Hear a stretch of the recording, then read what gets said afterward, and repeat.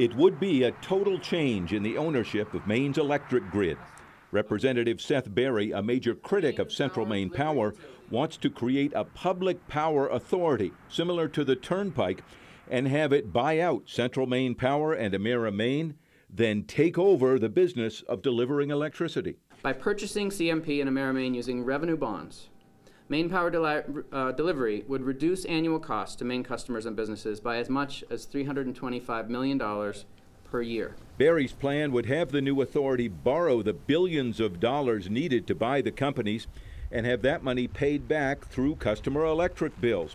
He says by paying a lower interest rate, they could cut costs and lower rates. Right now, we pay 10 to 12% to CMP's overseas investors.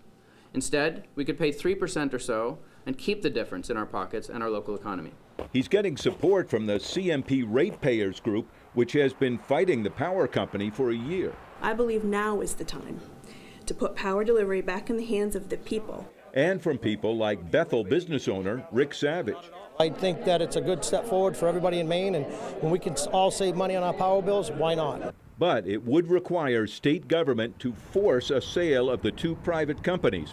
And Central Maine Power says that's a problem. I think the first thing most people need to look at are the legal and constitutional issues involved when the government talks about seizing private business property. And would the state really be allowed to do that? Berry says it could, and Maine's former public advocate agrees.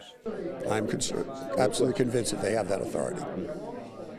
Just like we required them to sell off their generating assets in 2007. Maine has debated public power before. That was in the early 1970s, and the plan was rejected. Now, 45 years later, we may get to find out if ideas have changed. In Augusta, Don Carrigan, News Center, Maine.